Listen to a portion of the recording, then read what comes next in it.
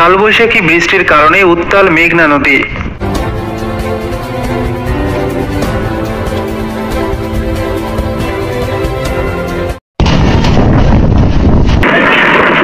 কালবৈশাখী বৃষ্টির কারণে উত্তাল মেঘনা নদী।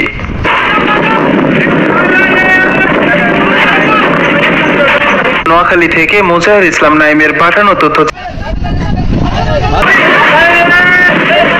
নোয়াখালীর হাতিয়া উপজেলার ১ নং হরিণ ইউনিয়নের চেয়ারম্যান ঘাট এলাকায় সোমবার বিকেল ৫:৩০টায় হঠাৎ মেঘনা নদী উত্তাল হয়ে উঠেছে।